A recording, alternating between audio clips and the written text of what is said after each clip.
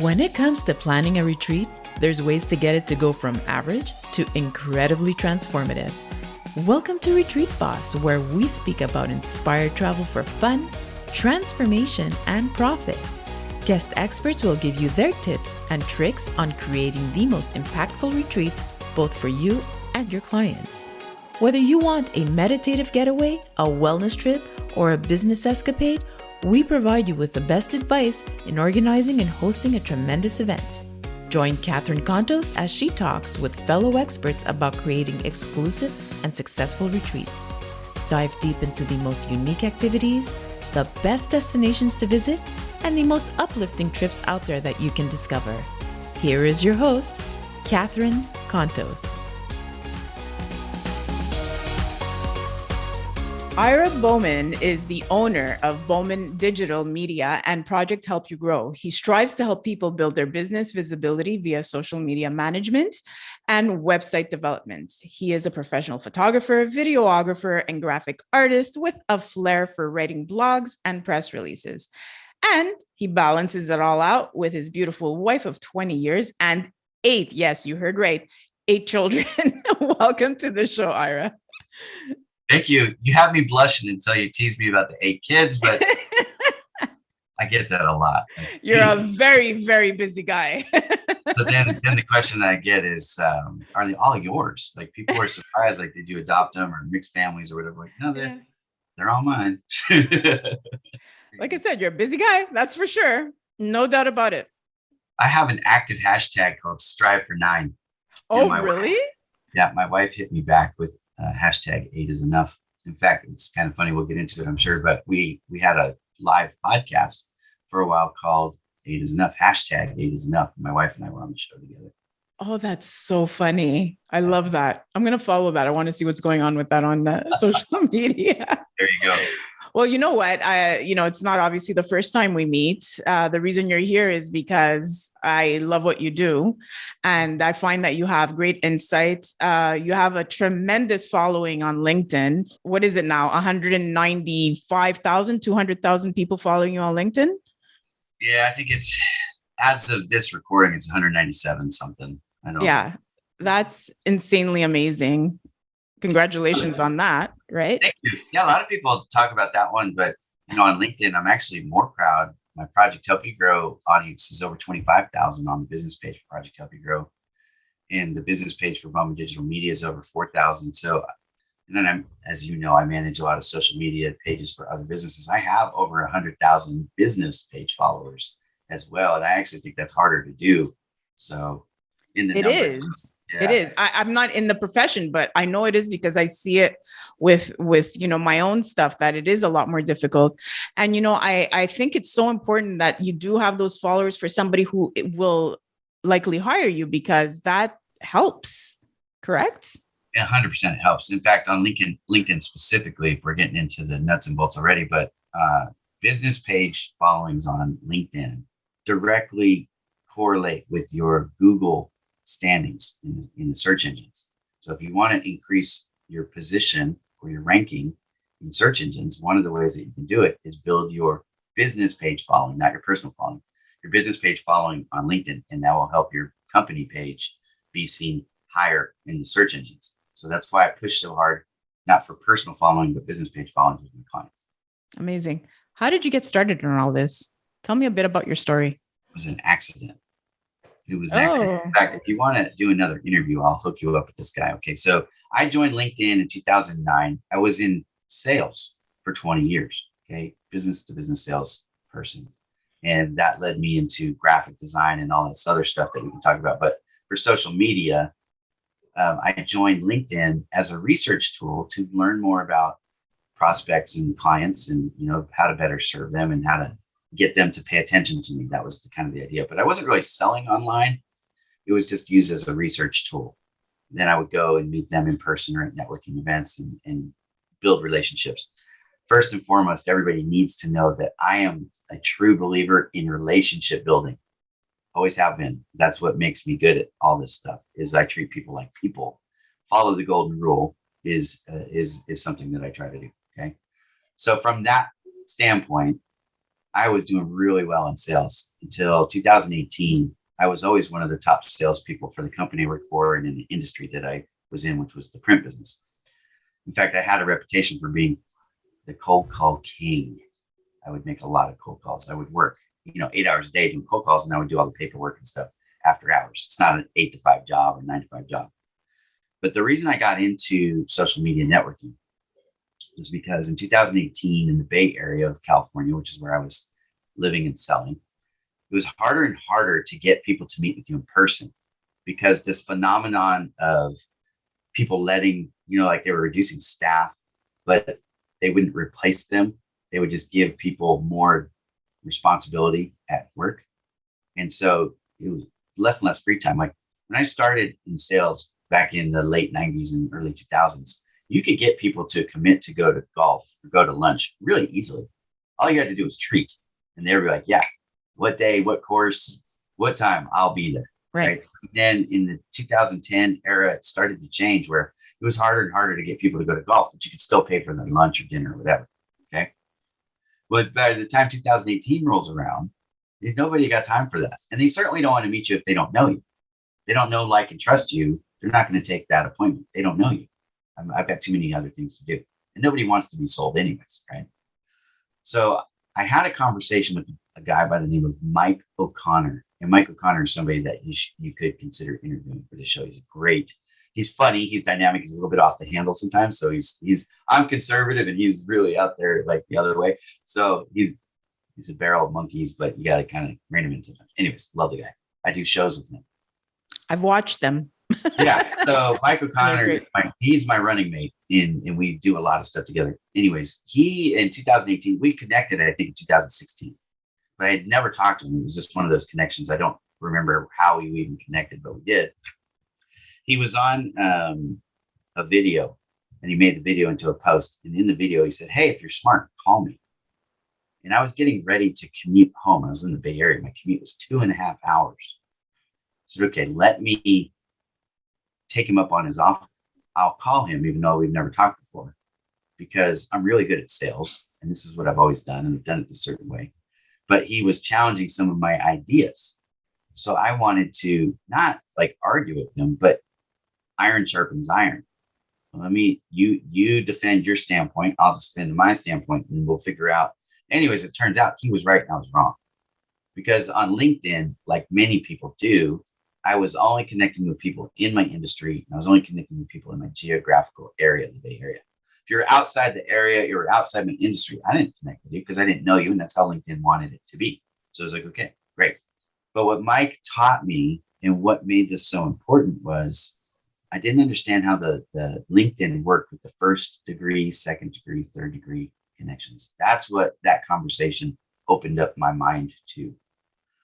If y'all will bear with me for just a second, I grew up in the late 70s and early 80s, and even early 90s, I guess, depending on what age you consider me growing up. But and your maturity level, right? Remember those old 8-bit games? Yeah, the 8-bit ones. Like I'm thinking like Atari and yes, regular Nintendo and even Commodore 64. You're really aging me right now. Yeah. The 8-bit games, okay? They used to have this thing where you would have like a flashlight or a lantern, and sometimes it would be a campfire. Okay. Like the original Zelda. Think about stuff like that. Okay. What would happen is you would turn with that thing and you could see a certain number of squares. The rest of the board was dark or black or whatever. Like you couldn't see it. It was there and stuff was happening, but you had to move or get a bigger flashlight or fire or whatever. Right. Okay. So you guys got the idea. LinkedIn works that way. And most people have no idea. They're oblivious to that fact. And I was back in 2018 oblivious to that fact too. So don't feel bad. The smartest of us and still, not know how this thing works. But what Mike did was he taught me how it worked. And in that conversation, I had an epiphany. Okay, I've been doing this thing wrong. I've been using LinkedIn wrong, and there's a better way to use it. So what you need to understand how this analogy ties together is that if you are not connected to somebody on LinkedIn, first, second, third level, you cannot see their content in your feed. You cannot search for like hashtags and find it in the results. Okay. Now, if you go to their profile and they have open profile, yes, you can. But if you don't know they exist and you don't know they're there, why would you or how would you? Right? Mm-hmm. It's hard to do. But if you connect with somebody, let's say, okay, so I have 30,000 connections on LinkedIn. That is the limit on LinkedIn. You can't have more. Okay. If you want to add 30,001, you've got to drop somebody. So now you're back down to 29,999, and you can add them, and now you're back up to 30. That's how it works. That's what I did, frankly, to add you to my network, Catherine. Okay. Yes. I dropped and I'm so grateful. Thank you. I dropped it. Okay. But here's why it's important. And here's how it helped you, and it helps me. It helped both of us.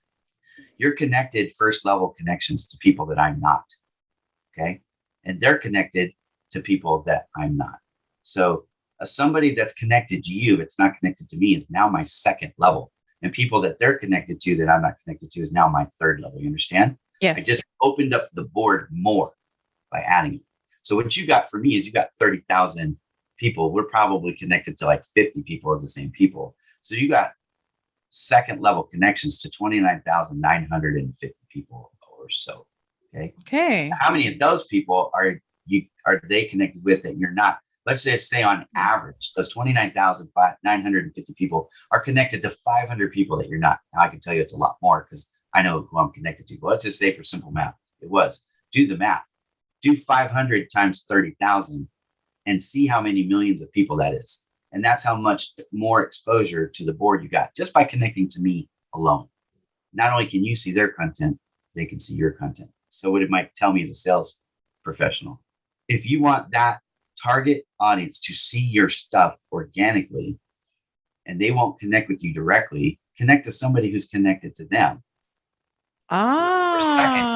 Now they're going to start to have in their feed populated your stuff, especially the larger you get. So as I grew my network profile, 2018, I had this conversation with Mike in May of 2018. At the time, I had 1,520 connections, only 1,400 followers. I had 120 people I was connected with that didn't follow me, which is bizarre, but true. Okay.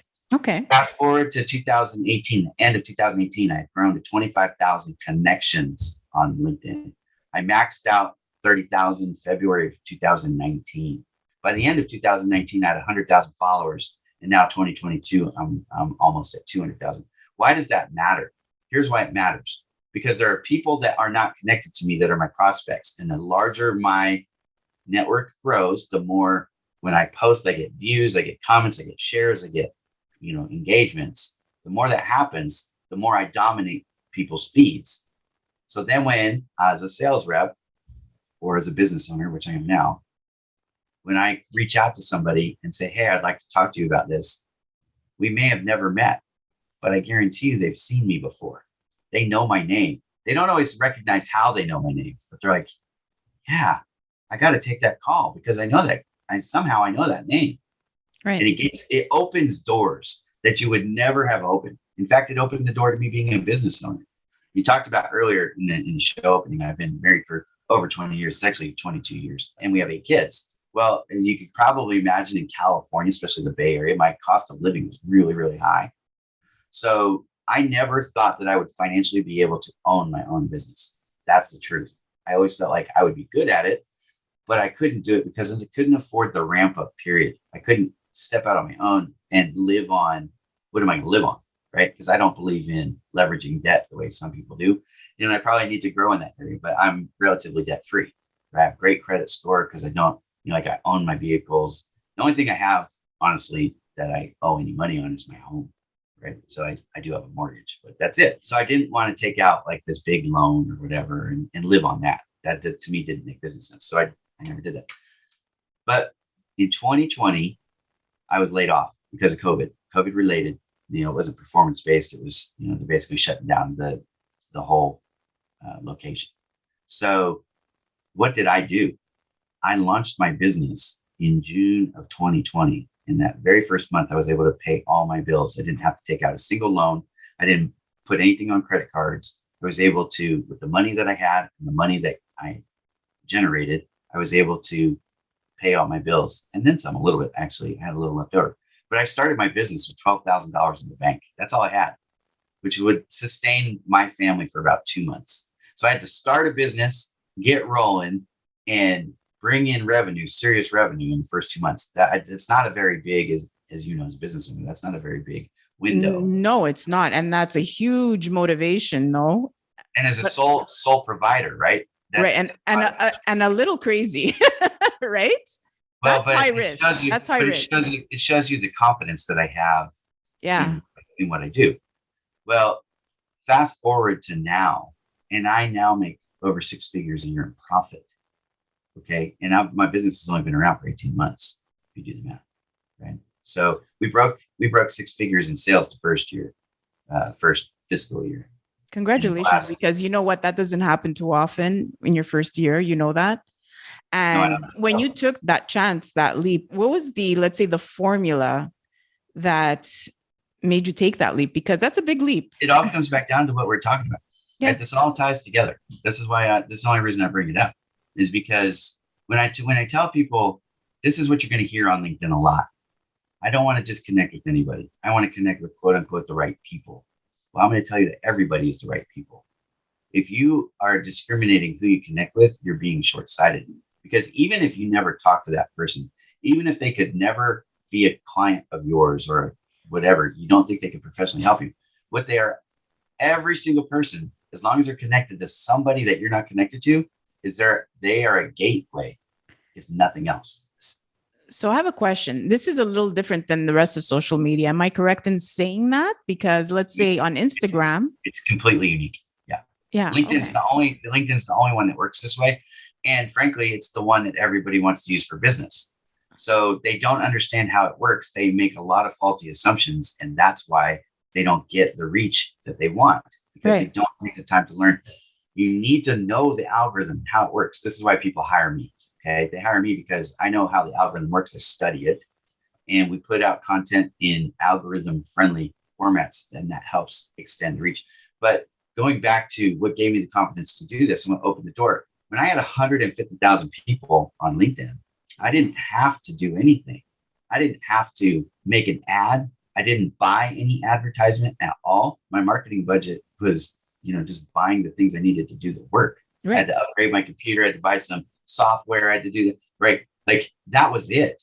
So as soon as I said, I'm open for business, I had people falling over themselves, climbing through the front door going, hey, we want to talk to you about what it is you do and how you can work for us, because they want the reach. Neil Patel, who's a really smart guy, put out an email last week that I disagreed with publicly. And I don't usually do that with Neil Patel because he's smarter than I am. He's an SEO genius. Right. But what he said in his email that was faulty was that organic reach on social media is dead. Now, that's not true, because I've shared behind the scenes with you some of the results that I've got in a consultation meeting that we did. But I will tell you this. I did a post for a company on LinkedIn that has 600 followers. We don't boost posts. We don't advertise. We don't do anything that. We just make the post and it goes where it goes. They had 21,000 views on that post in 3 days. 21,000 views. That, my friends, is what we call organic reach. It's not dead. It's alive and well. You just have to know how to do it, and got to know how to get it. And that's the thing that most people are falling down on. It's not that it doesn't work. It's that you just don't understand how it works. As soon as you can admit that to yourself, just be a little bit humble and go, okay, I think I know how social media works, but you really don't. I'm going to tell you that right now. I learned stuff about social media every single day, and this is my profession. Okay. So if I'm learning about it and I'm studying it more than you are, which I promise you, I don't know that anybody will ever listen to this that studies it more than I do. And I'm still able to learn stuff about it every single day. And I find this is what a lot of people do, including myself, is we do our research online. We're taking information from people we don't really know 100%. Yeah, it's not vetted information. There's so much false information. Right. And you create your plan, your social media plan based on that. And then you give it a try and it still doesn't work. And then you do it again. And how much money have you lost during this guessing game of like what social media can do for you? One of my pitches to people is that right there. It's the ROI. It's like, okay, yeah, you can hire me to do the work for you and I'll get it done for you. And you might think, you know what, I can do that myself. And I've actually had clients like, you know what, I don't know if I can afford this. I'm just going to do it myself. And they say, okay, but the thing you're forgetting is all the little things that I do, the nuances that I do, they're constantly changing. But exactly. Also they don't understand how the algorithm works, because here's a good one for you. And most people don't know this. This is something that like flips the lid back on the conversation almost every single time I bring it up.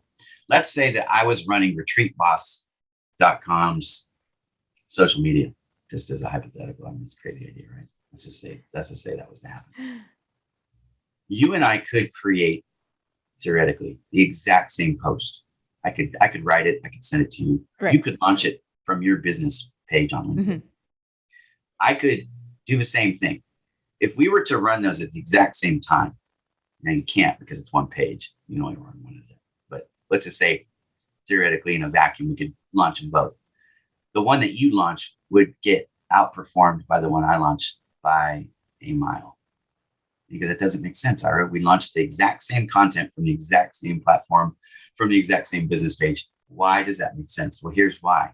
There's a personal algorithm magnifier that happens on business page posts. It's the only platform I know that does it this way. Again, it's another thing that makes LinkedIn unique, but it is true.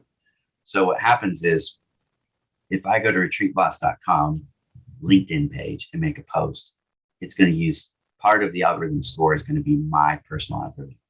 That's going to be this, what we call the splash rate. So if you guys are familiar with that term, then you understand what I mean. But the initial inertia of that post will start out at a higher velocity because I posted it instead of you. So for the people that want to, basically imitate me, and I've got plenty of people that like to do that, and it's flattering, that's fine. But what they don't have is they don't have my velocity, right? And so that's where there's ROI just in that, because I'll get you there faster, just if nothing else, because I'm making the post or not. But here's the other thing. Most people don't consider this. What are you really good at?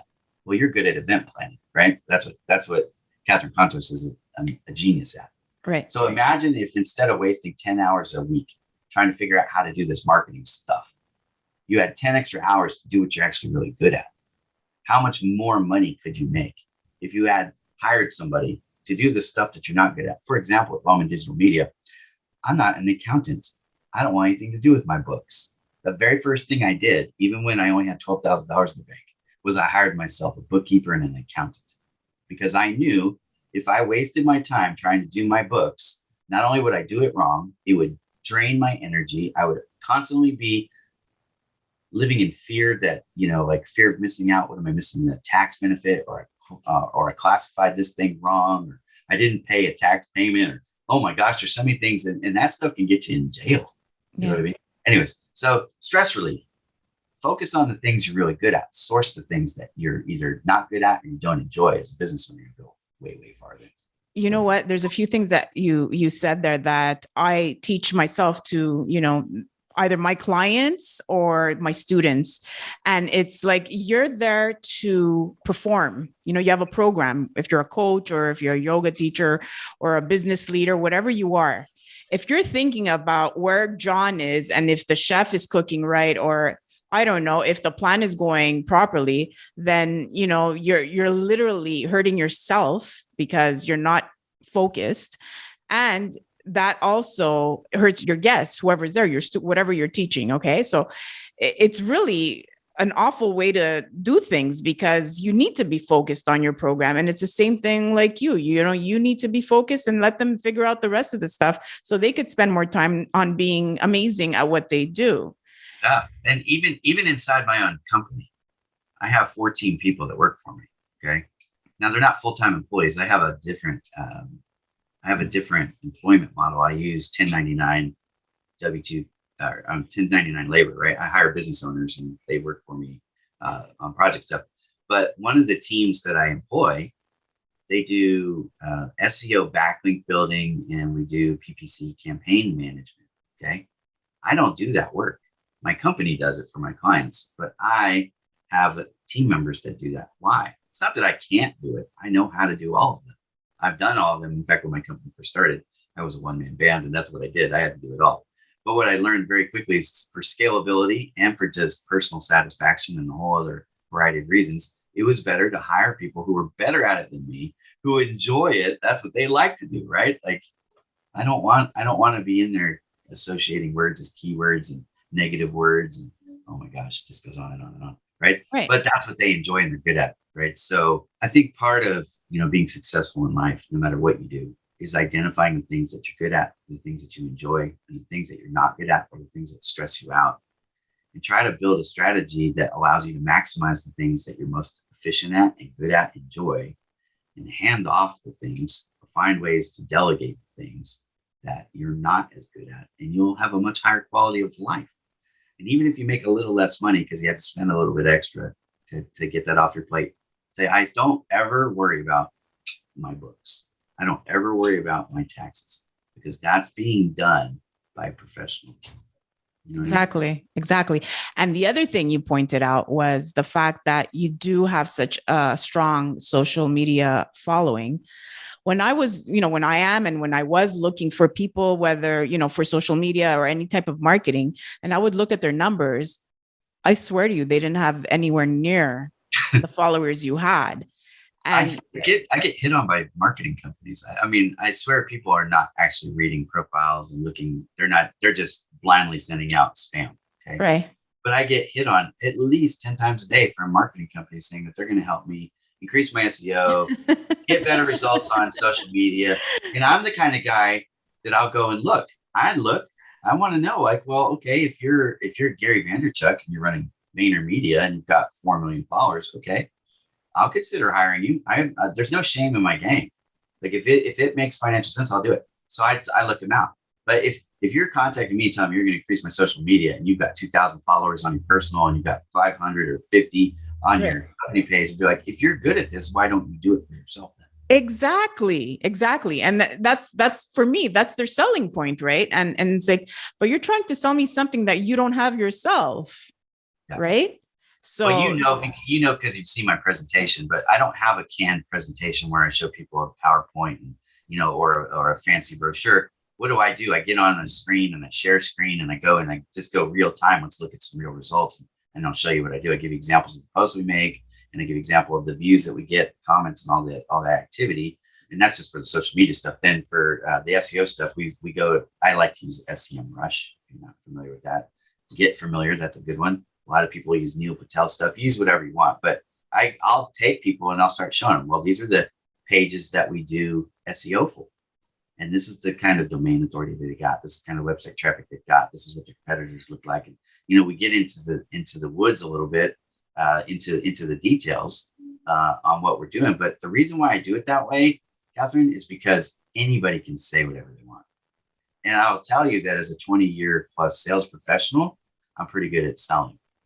So I could do that too. But I stepped away from the canned presentation because I wanted it to be like, let the results speak for themselves, for better or for worse. Like, I want people to know what it is that we do. I just got done doing a presentation on my services for a company called LexGo.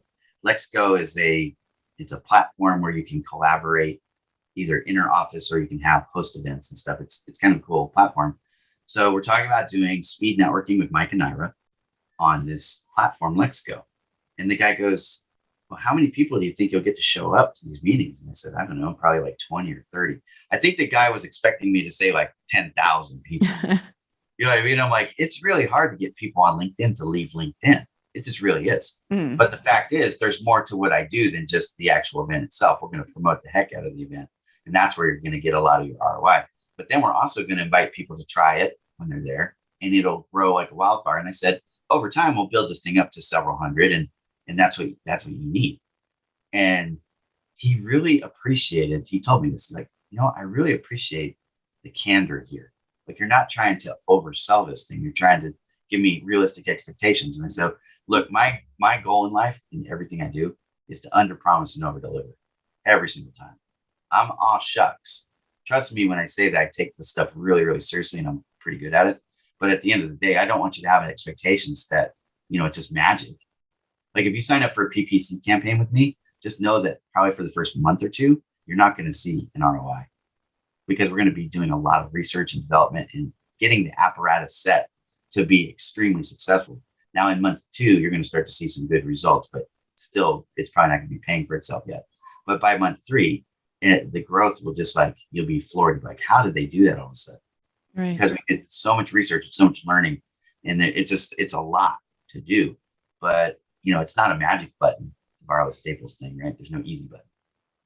We have a lot of the same core values, which is very like when business is, for me, it's very relational. Like I need to have relationships with the people I deal with. And the difference I've seen throughout the years in entrepreneurship is that even if, let's say, the contract ends or whatever, the question I get is, can we still be friends? Right. Right. And that to me is hugely successful. I did something right, in this relationship, right? Well, and I tell people, I get that question too, because I have had clients that had to step away for whatever reason. My very first client was one of my best friends on LinkedIn far before he became a client. And then, he was concerned, like, okay, well, I can't afford to pay you anymore because circumstances changed. Like, is that going to affect our relationship? And the answer is yes, it will affect our relationship, but not in the way that you're thinking, like we can't be friends. But here is the thing, like clients, it's like the bat phone for me. You know what I mean? I see a client calling, I take the call. I don't care if it's 3 a.m. in the morning because I'm awake and I'm working.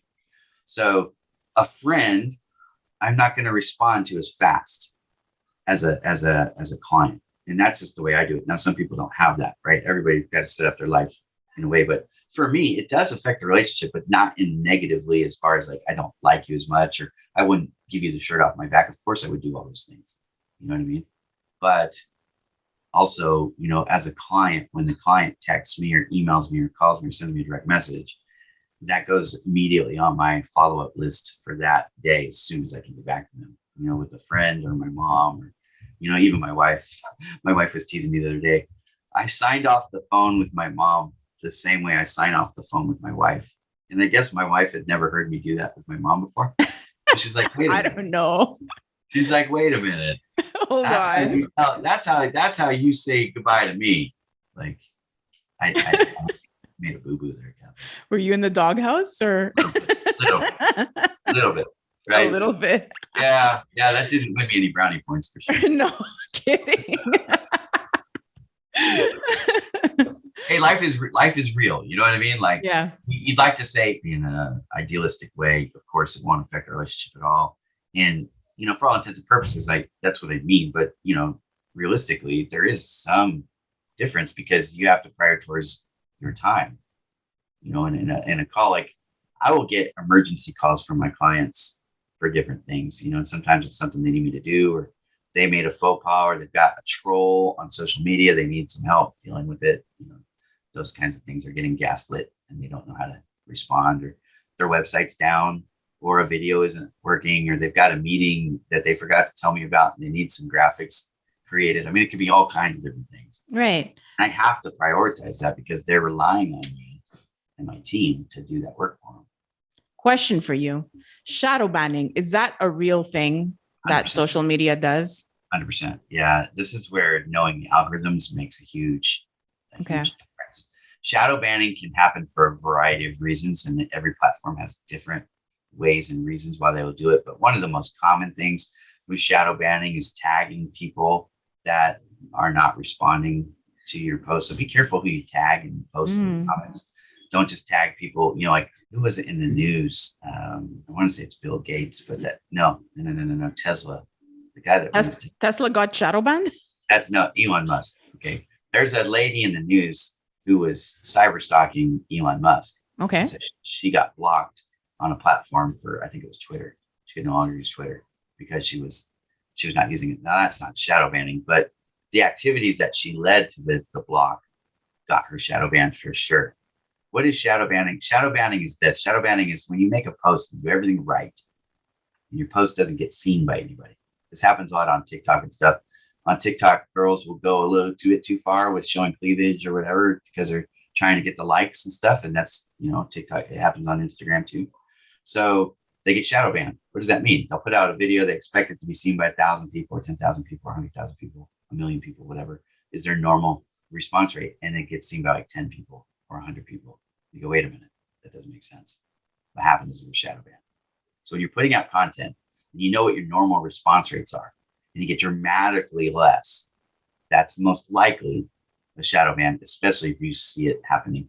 So you can reach out and ask why. That's something that you can do. You can reach out to the platform, their help desk, and say, hey, I think I've been shadow banned. Can you tell me what's going on? so that A, I can stop doing it so I can get out of the doghouse, and B, can you let me out of the doghouse? Because sometimes just acknowledging that you did something wrong and asking for some forgiveness on a platform will get you forgiven faster. Okay. So in LinkedIn, you'll hear this expression, LinkedIn jail, right? Where you get locked out of your account for a certain time, or you can't tag people for a certain time, or you can't make comments for a certain time, or you can't add attachments. There's all kinds of different punishments that they have. And most people don't even know they're being punished. They just think the platform doesn't work. No, it works. It's just not for you because you've been censored, basically. And that's a form of discipline that they'll do before they'll kick you out of your account. So pay attention to algorithms, understand the rules of the platforms themselves because they are different. What you can do on different platforms is different. For example, you can basically put pornography on Twitter if you want, and it doesn't violate anything. You can find pornography on Twitter really easy. In fact, you got to be careful. Really? You don't. I did not know that. Yeah, certain search terms will come back with porn pretty fast. And they allow that? It's all over the place. Yeah. Wow. Okay. But you can't do that on TikTok. You can't do that on Instagram. Do that on Facebook, Instagram, TikTok. It'll get you kicked off. Yeah. Right. Platforms, the rules. Every social media platform works a different way. Okay. They're not one size fits all. In fact, they're all custom. And this is the thing that people don't understand. They're all custom. It's like the search engine Google works different than the search engine DuckDuckGo. It just does. Yeah. So, every platform's unique, but people, whichever their platform of choice is, whether it's Facebook or Instagram or Twitter, whatever. I like Instagram right now, which my kids call it Insta.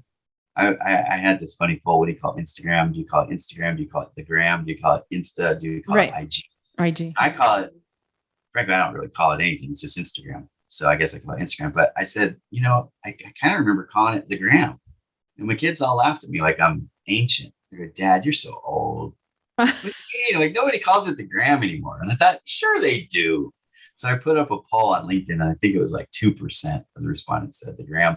Most people said Insta or IG. Yeah. And they would say it depends on if you're saying it or if you're using it in like a DM. And so, anyways, but whatever your favorite platform is, at least learn the rules on that one. But then know for sure that if you go to other spaces, a hashtag works differently on LinkedIn than it does on Facebook, than it does on Instagram. But hashtags don't even work the same on Instagram and Facebook. And that's run by the same company, Meta. Yeah. Facebook and Instagram, okay, there's Facebook jail, which, a lot of times it's usually because you said something inappropriate that they think is inappropriate or somebody reported you. Yeah. Yeah. And Instagram, I don't know what really you could do other than what you said to get you shadow banned. I think there's like words you can't use or hashtags you can't use, or like you said, tagging the wrong people. Hate speech is the number one thing. Oh, yeah, for sure. For sure. It's perceived as hate speech. So, you can get reported and that'll get you in trouble. You can share copyrighted material without permission. That can get you in trouble. So those are some of the things that can get you in trouble. They have their, their short videos that you can do, and you can use hate speech on that. You can do show inappropriate skin content that can get you in trouble. That's fairly benign place. Yeah. So in 1 or 2 words, I'll name you the social media platform. Tell me the number one way to get, I guess, the best results. Okay. Whether it be followers or engagement or whatever it is, just whatever pops in your head. 100% every single platform. Before you ask it, just make comments. Okay. So we don't have to go through each. Well, you can, but here's the thing. And this is where most people fall down. They're so busy trying to be a content creator. They forget that nobody cares about your content yet, because they don't know, like, or trust you. So the number one thing that you have to do is make a lot of comments. You've got to build some social equity up. Okay. Not by creating cool posts. You do that by showing that you're interested in somebody other than yourself.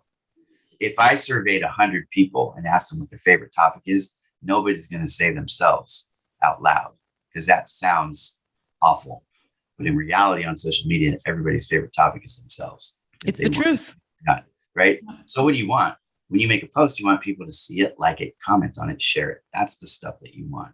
So you want to grow on TikTok? I could tell you some strategies for TikTok, right? Like pick a niche, make sure your bio talks about the niche, and then make interesting content all about that niche. Don't be a jack of all trades. Have a niche and focus your content on that. But how are you going to get discovered by all these people? Is you're going to go on TikTok, even given everything I just said, and you're going to make a bunch of comments. You're going to like stuff. You're going to follow people. You're going to spend time investing. The number one mistake that people make on social media is they just think it's, hey, I'm going to come here and become this influencer. I'm going to become this rock star. And they have this big time mentality, but they don't have the strategy to get them there. How did I grow on all my social media platforms? It's really simple. I didn't focus on myself, I focused on other people. Amazing advice. Thank you. Thank you so much, Ira, for coming here today, taking your time, teaching us the insides of LinkedIn. I know there's a lot of people that have no idea about anything you just said, and they know it now, so they could use their own strategy. And you know what? I hope they apply it. Let's just make this straight. Knowing things and doing them are completely different. If we all did what we knew, none of us would be overweight, right? We know that we need to work out. We know that we need to step away from the carbs, right? Don't eat that midnight snack. There's all those things that, I wouldn't drink 7 cups of coffee a day. I mean, I know inherently what I need to do. Brush your teeth twice a day. I mean, oh my gosh, all these things, but we don't do them. We know them, but we don't do them. With social media, it's the same thing. I can't tell you how many hundreds of thousands of people I've told over the last 4 years, make more comments than you do posts. Spend more time, building other people up. Let them see you as a real person, not as get over the facade and the veneer. Let them see your warts. We talked about this in the green room, right? I don't need you to edit anything I say wrong because, frankly, that's part of my charm. If people like me, I'm just a real person. If people will do that and invest in other folks, find the genre, find the quote unquote right people, and comment on their posts. That's good. I encourage that. That's where the quote unquote right people, that's where they come into play. But as far as like connecting with people, connect with everybody, treat everybody like a human being. Everybody has something to offer you. You may not even know it. There was a lady who did a TEDx talk that was a grocery clerk bagger. She didn't check you out. She bagged your groceries. She gave a TEDx talk. There was probably 20 other people who gave TEDx talks that day. The one talk that everybody remembered because she was so interesting and she added unexpected value to this room of rock stars, right? Business rock stars. She added value because nobody expected the lady who bags groceries for her whole career to give insight. But she talked about things like how to pack your bag for travel. And she gave a formula that people can use to save space and all this stuff. And it was unexpected. Don't look down on the janitor or whatever role you think is beneath you, because I'm telling you, those people have something for you. And people from different cultures, just real quick, I know we're wrapping this up, but people from other cultures and other areas of the world, you know that they're awake and they're active online when you're not. And so if you can get those people to like you and support your posts when you're asleep, guess what happens with your posts, Catherine? They don't die. They stay awake and they keep active. And now you start having posts that go for days or weeks or months at a time, as opposed to that 4 to 6 hour window that most of you get. You make a post, 4 hours later, it's dead. Whatever it got, that's all it's going to get. Why? Because you only connected with people who are in your time zone, who are only interested in the things you're interested in. Frankly, the stuff you post, they pretty much already know anyways. Like, you're not giving somebody in marketing a marketing epiphany. But now if you're dealing with a school teacher who's in Africa, some marketing tips that she can incorporate, like comment more. There's a tip for you guys, probably, right? Make more comments. If you do that, now she might think, oh my gosh, that's fascinating. I never thought about that. And she's going to be more readily to comment. And she's also going to do it most likely when you're asleep. So now your post is getting supported from people on other sides of the world. Anyways, all kinds of tips I could give you, but that's one. But I'll tell you, it makes complete sense, obviously, because the way before you even said this, one of my, my VAs, my virtual assistants are across the world. Yeah. So I recognize the benefit to that is when I'm sleeping, they're working. And then when I wake up, everything's done. Right. So it's the same concept for social media. And with the VA, it's great too, because, if they're across the world, like the UAE is perfect time zone, or India is perfect time zone, because they're like the other side of the world. If you go through the globe, wherever's on the other side, that's where you would want your VA auspiciously to be. Why? Because they can make comments for you and post for you and put out stuff for you while you're not available. And then when you're up, you can do it. And that way you have social media is a top of mind sport. Every single one of them is top of mind. Shelf lives are different. This is one of those you could do what's the shelf life and go through all the different platforms. That would be more interesting than how to build up. But like Twitter, for example, is the shortest shelf life, about 7 minutes. The longevity of a tweet is about 7 minutes. And it has to do with the way they handle their feed. Okay. Pinterest has a shelf life of basically forever, the way they do their boards. So the more active you're trying to be on Instagram, on Facebook, on Twitter, on YouTube, well, YouTube's got a longer shelf life. Okay. But some of these, they have very short shelf lives. So if you got more activity happening around the clock, then you have a better chance of building a more responsive following faster. Got it. And I hope my listeners are getting it too. And like you said, are going to use that knowledge to help them I want you to scale up their business. I'm giving you some tips. Now, one shameless plug for me. Of course. Go ahead. On TikTok, if you're listening to this and you want to grow on LinkedIn, I'm doing a series. It's going to be 100 videos by the time I'm done. I've got 6 in the can, so 6 are live, right? Find me on TikTok. I'm just Ira M. Bowman. Okay. Find me on TikTok and follow me because I'm putting out, they're up to 3 minutes. A lot of them are 2 minutes, but they're just a video and I tackle one thing at a time. For example, I just did a video and showed people how to turn on the bell feature, which is brand new to LinkedIn. But I just taught people how to do that so that they can get notifications from their favorite content providers. If you go like, hey, I really want to see posts from Gary Vaynerchuk or Simon Sinek or whoever, and I don't normally see them in my feed, but they're posting every day, you can ring that bell and it'll put notifications to your LinkedIn feed when they post. It's been on YouTube forever. It's a YouTube feature that they've adopted on LinkedIn now. Okay. So you can do that. But I'll give you tips on all kinds of stuff, how to set up your cover photo, how to build a post, what to do with comments. I mean, I'm gonna cover basically everything we've talked about and more. Are they funny? I'm sorry? Are they funny? Your TikToks, are they funny? My TikToks are funny. So I'm full disclosure, I tried to be funny because like there's a couple different lanes on TikTok, right? There's the people that shake their tatas to get the rah-rahs. Like, that's not me, obviously. Yeah. So I hope not. And there's comedy, right? Which I think I'm funny, but I'm not like stand-up comedy funny. You're entertaining. You're entertaining. I'm dad situational funny, right? Dad jokes. Yeah. Okay. But the other thing that I can do, and I'm pretty good at, is the educational part. So when I launched the TikTok to see what this thing was all about, I started with humor and I was just having fun with it. So if you watch some of my old videos, you'll be like, okay, that's kind of funny, maybe. Yeah. But I got like, 10 views or 50 views or 100 views. It just wasn't a lot. So I'm just building up my own personal TikTok brand right now with this new strategy. And if you ask me, Ira, why is somebody from Gen X interested in TikTok? Let me tell you some facts that might just knock you out of your chair. The number one downloaded app in 2020 and 2021 was TikTok. Than any other app, more than Amazon, more than Facebook, more than any of them. I'm guilty. In 2021, TikTok was the most visited website in the world.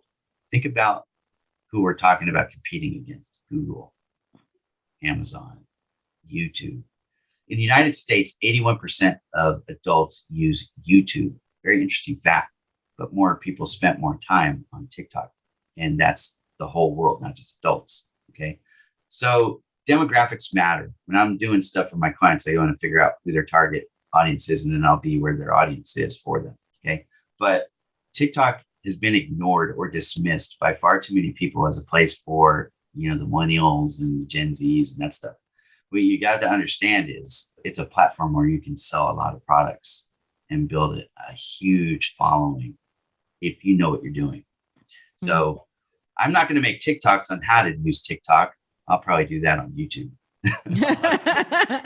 But follow me on TikTok to learn how to use LinkedIn. It's free. You don't have to pay anything. So I'm going to give you a lot of free advice on TikTok if you follow me there. I think everybody should follow you everywhere you are at. You're a great photographer. Your photography is shown all over Instagram, TikTok. Definitely. I'd love to see those 2-3 minute videos because I actually learn a lot of stuff from TikTok. Some of it doesn't work, but some of it does work. And when it does work, it's amazing. Yeah. No doubt about it. And of course, LinkedIn, like you do give great value and insight, and you do give a lot of information that, just by watching, even if you have 10 minutes every day to watch something that one of your videos, whether it's on YouTube, LinkedIn, or wherever it is, I find that you do give the value that, people are looking for to, upscale their social media presence. So I will tell you this.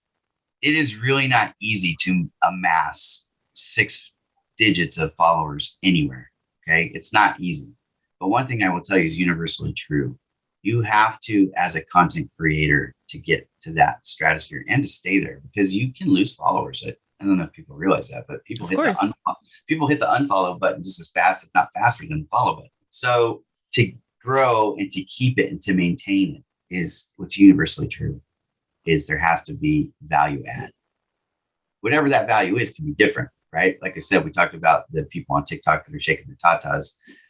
I get that line from a movie, by the way. It's from, it's a Dolly Parton spoof thing. Anyways, they say shake the tatas and the rah-rahs. I can't remember the name of the movie right now. But anyways, there's those people, right? They're doing like, I think the technical term is thirst traps. That's their thing. The value is they're going to seduce you. I'm not going to seduce anybody. I have trouble seducing my own wife. I got to do the dishes or something. You know what I mean? That's a good way of doing it. Yeah. Then, like I said, there's the funny people. They're really funny, and they're creative with the way they build their videos, and it's super cool. So there's that. And I don't do that either, even though I make videos for a living. It's part of the services. But the biggest thing that I do for my platforms across the board, if you're following me, you're going to know I'm a teacher. I love to teach people.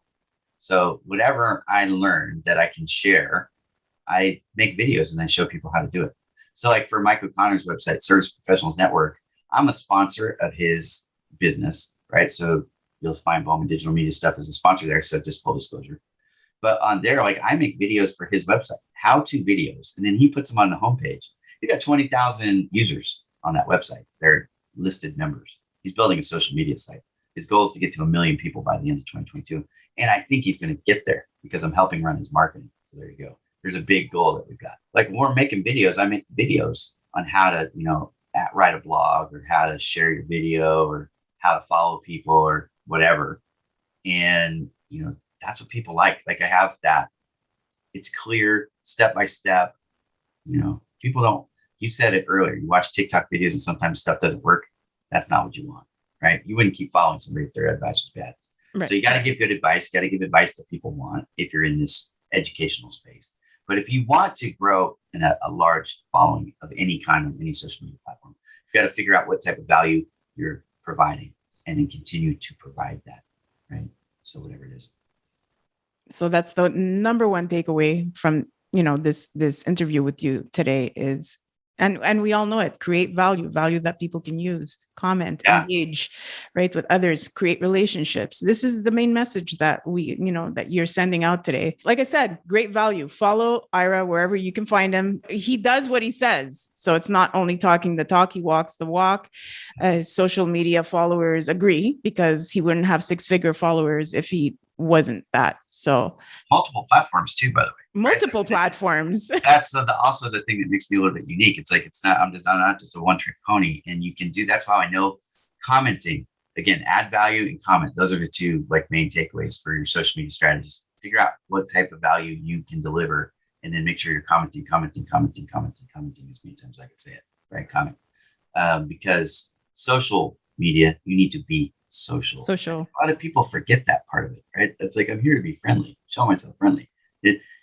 Everybody knows you want help with whatever you're trying to do, but they don't care until they care about you. And once they care about you, then they'll figure out ways to help you that you never even thought of. Yeah. You know what I mean? Got it. Ira, thank you.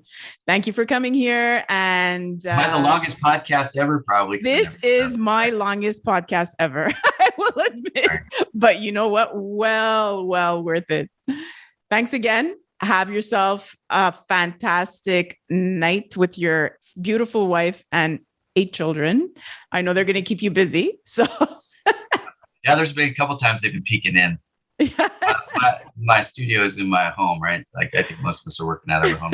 Right? So they peek in every once in a while. They've been trying to get me to like they try to get me off. Come over. Yeah, we need your attention. Right. Thanks, Ira. Thank you. Take care. Thank you for listening to the Retreat Boss podcast. When it comes to achieving wellness and transformation, nothing is more effective and profound than a well-orchestrated retreat. Achieve huge revenue growth, one trip at a time. Want to learn more on expanding your business with retreats? Visit retreatboss.com, when profitable retreats are made easy. Be sure to leave a rating and subscribe to the show at retreatboss.com/podcast. Until next time, take care.